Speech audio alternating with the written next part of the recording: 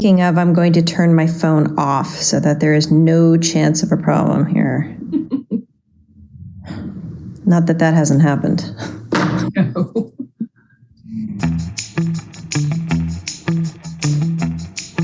I'm really glad to see you. Good to see you too.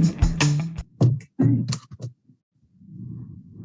Welcome to Producer's Toolbox. I'm your host, Carol Adrian, and welcome to all filmmakers and people thinking about being filmmakers and anybody involved with film, TV, music. We have one of my favorite guests today, Professor Cynthia Dahl from University of Pennsylvania School of Law. She is the director of the Deccan Intellectual and Technology Property Clinic, Law Clinic at Penn, which has been very helpful to my films. And we are going to talk about a very famous person, one of America's most prolific and talented singer-songwriters, Taylor Swift. And in November, Taylor re-released her 2012 album, Red. And we are going, because she did not own all the rights to that music that she personally had composed and performed. So to anybody making music, performing music, or using it in your projects, this is going to be a really important segment to give you an advantage over not winding up like Taylor fighting with Scooter Braun. So, hi, Cindy. Thank you so much for joining us. Hi, Carol. It's always nice to see you. You too. So what's going on with Taylor, and is she still mad? I don't know if she's still mad or not, but she definitely has the upper hand at this point. And what's going on with Taylor? You mentioned I run this clinic, and I never get to talk about what I do at the office around my dinner table, but this came up. This was actually a topic of discussion with my kids, and so this is a big deal. Yeah. Are they fans of her? Are they Taylor fans? Isn't everybody a Taylor fan? Not like her, you know. You really can. Right, I know. She's so talented, right? And I think the fact that she's got such an incredible fan base really played into this story, frankly, because she was able to really, leverage the power of her base to reclaim some rights, as you said. Now, what happened that so can you just describe the case a little bit? Like why did she have to re-record? Sure. Okay. So she entered a contract when she was 15 with her recording company called Big Machine. And basically the terms of the contract said that she had to record 6 albums and that they would basically own what's called the master recordings of those 6 albums. And taking a step back, talking just a little bit about like the dry copyright law, what's actually going on here is that when musicians write and then record music, there are actually 2 distinct groups of rights at play. So Taylor, as a music writer, owns the publishing rights to the music, and that means the notes on the page, the lyrics, the song sheets, that's hers. As soon as she records that music, that sound recording is a whole separate set of rights. And when she was 15, she basically contracted away those rights, and they're the so-called rights to the master recordings. And so this organization, Big Machine, controlled that sound recording and everything that could be done with it, including releasing it on a record or sending it digitally, through Spotify or any other distribution channel. So because there are these 2 distinct rights and Taylor only owned the first right, the publishing rights, she did not control that sound recording. And because she owned the original rights, the way around that was that at some point she could re-record and then control the so-called Taylor's version of those songs. And that's what happened here when she re-released those albums. It sounds like sometimes when you're inexperienced or young and inexperienced and you think, oh, here is my big opportunity, they want me to commit to multiple albums. And so you sign what needs to be signed in order to make that happen without looking 10 or 15 years into the future and what the repercussions might be or not be, which it sounds like she kind of got into that Sure. way. Yeah, well, her parents did, right? She was 15, so her parents were the ones that actually contracted for her. And Big Machine at the time, Taylor Swift was a nobody, and Big Machine was a really small recording studio. And it ends up that Taylor Swift now, those master recordings were sold for $300 million, and basically most of Big Machine's revenue was coming at the end from Taylor Swift. So they took a chance on her. They were a pretty small operation, but she was a no-name at 15, and you can totally see how this all this contracting happened. So she did not expect. She had hoped at some point to regain control of her recordings, if I'm not mistaken, and that slipped away from her. And it didn't. Right. Well, she tried, apparently. It's sort of a little bit of a he said, she said, but she said she tried for years to get control over those masters long after she became the Taylor Swift we know, had the money, had the notoriety and the success. She tried to get control of the masters. And apparently, Big Machine negotiated with her somewhat, but according to Taylor, they were basically saying, for every additional album that you record with us, we will give you control of one of those old albums, the masters of one of those old albums. And so basically she had to continue to commit to release music with Big Machine, bringing them notoriety and money in order to get control of her old. It sounds dirty. Well, it's not what Taylor wanted for sure, and luckily for Taylor, she's got power in that negotiation, so she said no. Well, good. I mean, we've seen her stand up to Apple, the U.S. government. I mean, Taylor is a strong woman. Right? Yeah. Go ahead. I'm sorry. No, go ahead.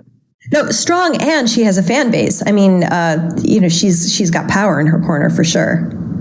That's true. That fan base. I mean, just looking at the Free Britney movement, that is a powerful thing to have. So, well, good for her though. I mean, she gets something in her teeth, and she makes it happen.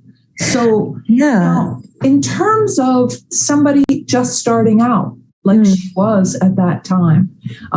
Somebody composes a song or records it, or how does someone new to the music business protect themselves from getting into the kind of situation that really has caused a stumbling block and a lot of money for Taylor Swift? Yeah, well, as an attorney that represents some early stage artists, of course, the first thing that we would say is read the contract, right? Make sure that you understand what you're contracting away. But as you alluded to, these early stage musicians don't always have a lot of power. And so even if they know what they're getting into, you could see how Taylor Swift's parents were willing to enter that contract in order to get Taylor's music recorded and out into the world. But I think what's interesting to think about is that we don't necessarily need the recording studios as much as we used to. Early stage musicians at an early stage of their career might be able to record and distribute their music themselves without having to rely on these recording studios, which was the traditional, leverage that the recording studios always had. And that's shifting now with technology, and with fans that expect to get music in different ways than they expected to get music 10 years ago. You're right. I mean, people who are technologically proficient, really, they'll build a booth in the basement and do a beautiful recording.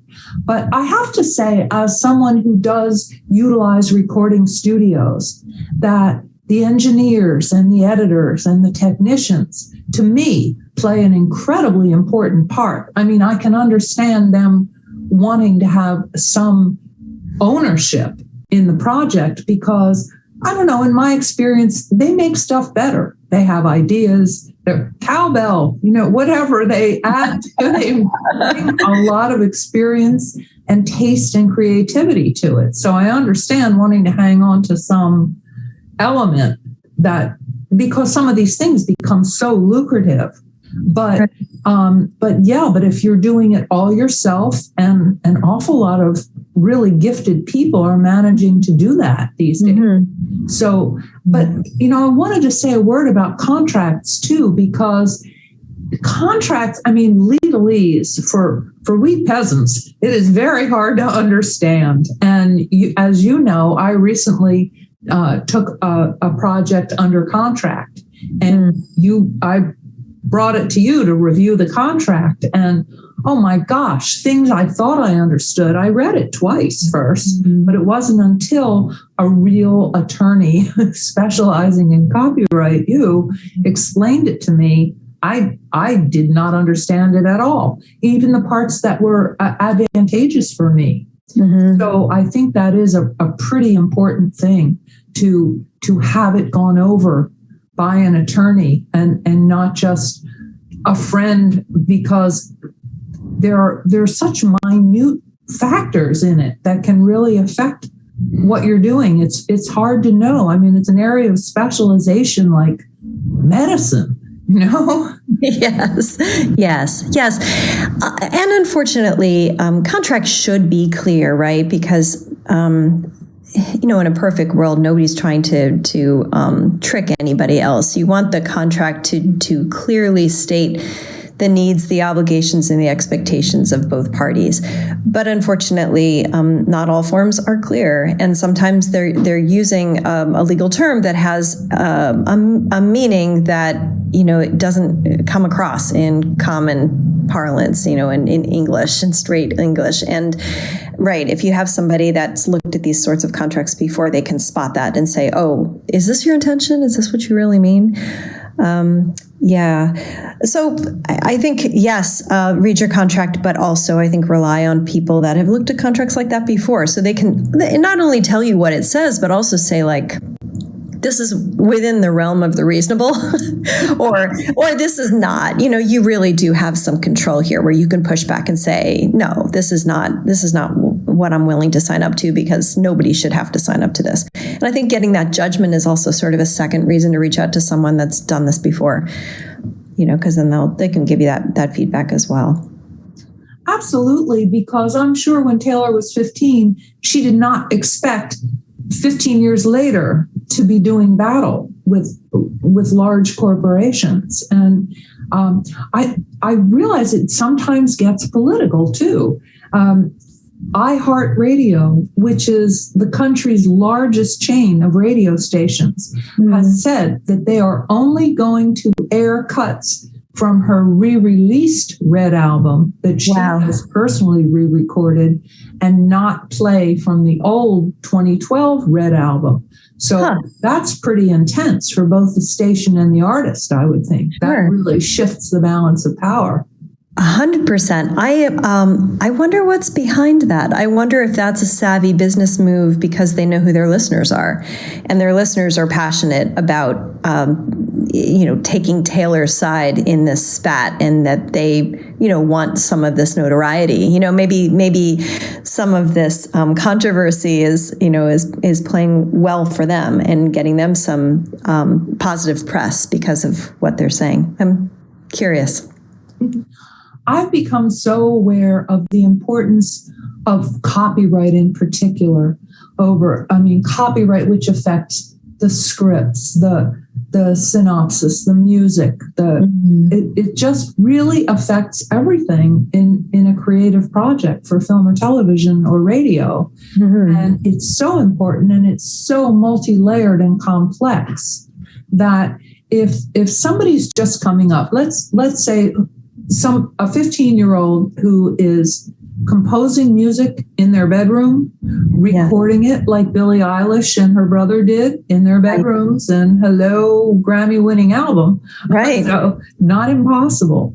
But what would you advise if somebody has that and they think they might really have a viable vehicle that could wind up on, top 100 radio? which we all hope for, and some people manage to achieve. But what does a 15-year-old today do to protect themselves before releasing their original music? Well, first of all, I guess the first thing that I would recommend is that if that 15-year-old is working with anyone, that they make sure that they've got all the rights assigned to them. Again, it sort of comes down to sort of making sure that you continue to control what you create. And so, for example, Billie Eilish is not a good example maybe, but we've represented some artists that have, studio musicians help them. But they haven't sort of contracted with the studio musicians, and nobody has talked about what would happen with the ownership of that recording.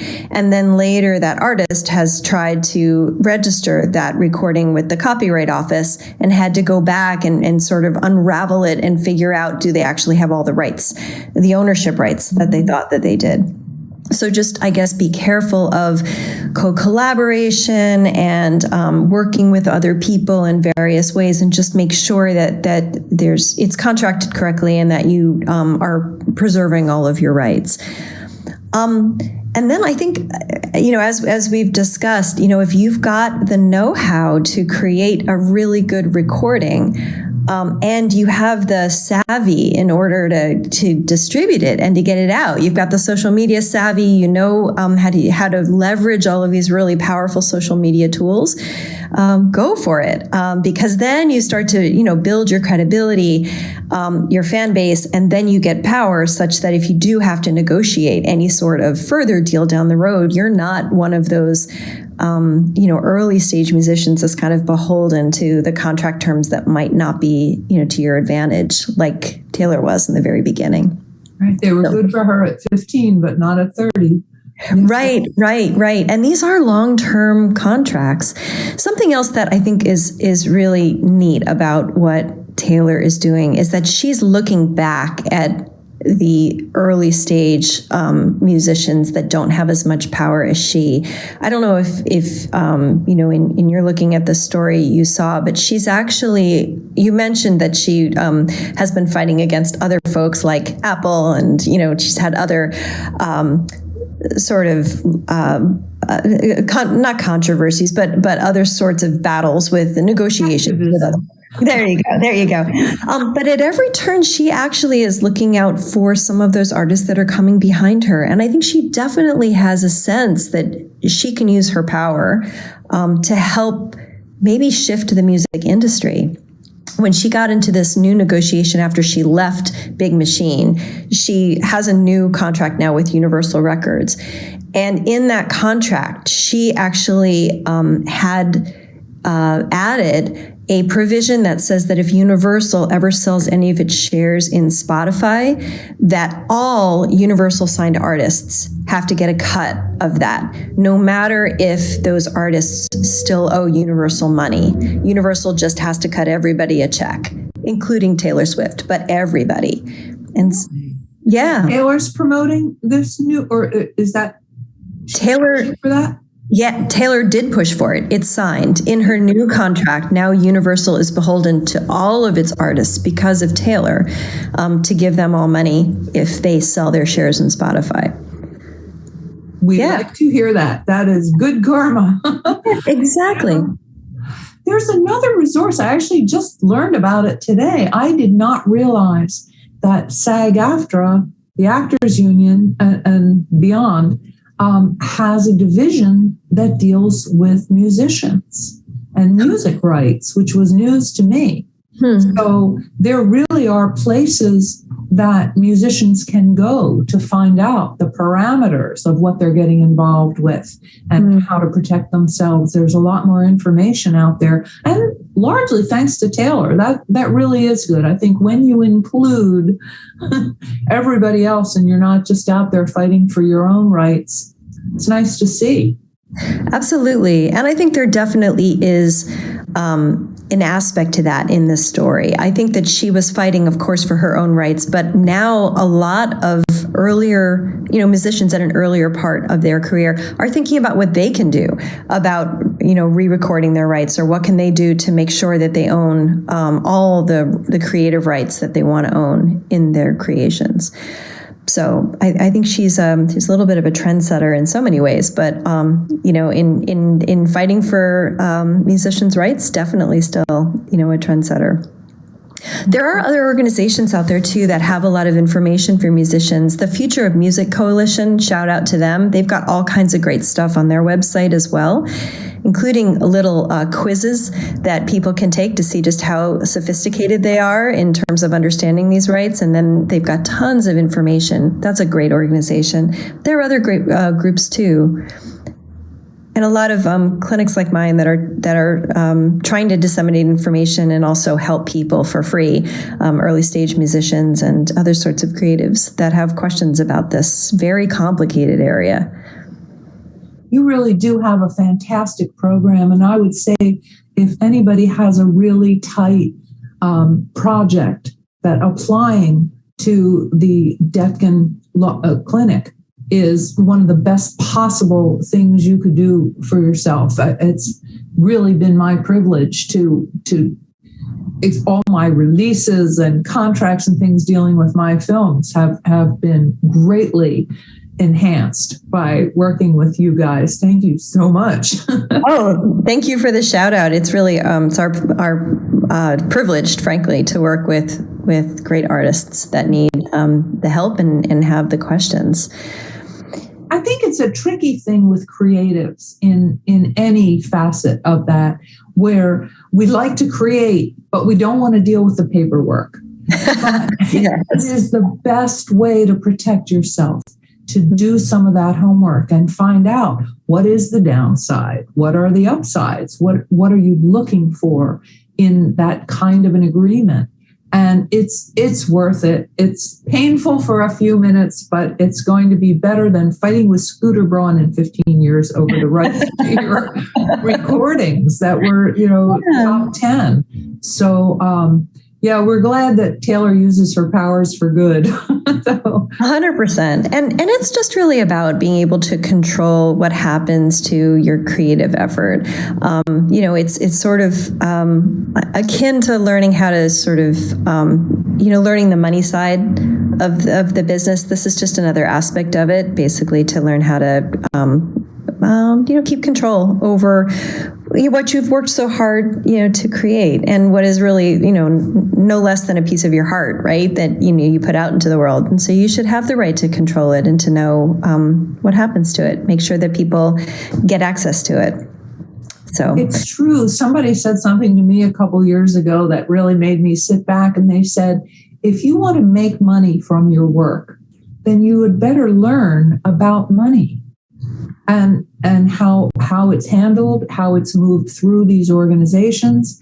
And it is, it's not as exciting as, filming and recording and all that really exciting stuff, but it is the structure on which you can build a lasting creative effort that winds up belonging to you. So that if Pepsi wants to use 6 bars of your music in a commercial, you're ready to rock. Right. Yeah. Now and in 15 years, because exactly. Once it's out there, it's out there and can be used forever. So you were saying that you think because of this, that those copyright laws might be about to change, or are they undergoing change? Unfortunately, they're not undergoing change. And that's a continual headache for people that practice in this area of the law. Congress is a little distracted right now, thinking about a couple of other things. But I think I'd mentioned to you before when we were speaking that the patent laws, which is sort of the cousin to copyright, underwent a big, huge shift about 10 years ago. And the Copyright Act is overdue because it hasn't changed since 1976. And if you can think about technologically where we were in 1976, that was like computers pre, anything digital, long pre anything digital. We're basically trying to wrap some really archaic laws around some new distribution channels and new ways to create, and we're just kind of making it work. So we are overdue for, in my opinion, a holistic overhaul of the Copyright Act and what it's supposed to do and what it's supposed to incentivize. But I don't think that we are, unfortunately, going to see that anytime soon. So for now, we just have to know the law and try to get the word out and try to give, good counsel to to people who do create, but unfortunately, not so much of a change on the horizon. Oh, well, as long as we have Taylor out front, I think she is going to be instigating future change and stuff. In fact, she's so intense that when we talked before, and I wanted to use some pictures of her in this presentation, and we agreed that it might not be a good idea to call fair use on it. And in the end, I thought, oh, Taylor, if anybody will come get us, Taylor will. So I went exclusively to a website that had copyright-free images of her, because I really do respect that. And she must be getting pretty testy about that kind of issue. So, but you can understand it. Yeah. Well, it's not only about Taylor, right? It's also about the photographer that took those pictures, right? So that's the person that actually owns the photo that you're talking about. So, and back to what we were talking about before about sort of the hope for the future here, or where this is going. I'm not hopeful that the law is going to change, but contracting may change, and that sort of fills in the blanks between two parties, right? The base is the law, but the parties are able to negotiate within the law, within the structure, what each party wants out of the deal. And I'm wondering what's going to happen in a couple of years about this, because Taylor was able, basically at the end of her contract, to re-release. And so I wonder what's going to happen with recording companies, and if they're going to change how they negotiate to make sure that a Taylor doesn't happen again. Well, Taylor's going to make sure that what happened to her doesn't happen to the younger generation of up-and-coming musicians and recording artists. I'm trusting her to stay on the side of good. So thank you so much. And we're going to say to all you up-and-coming musicians, composers, performers, singers, do the homework on the paperwork and hang on to your rights. And we will hopefully not see you doing battle, but we will see you having great success in future. So thank you so much, Cindy. And I'm sure we'll have you back, because these issues are so important to creatives everywhere. So please join us next time on Producer's Toolbox. And thank you so much. Thank you.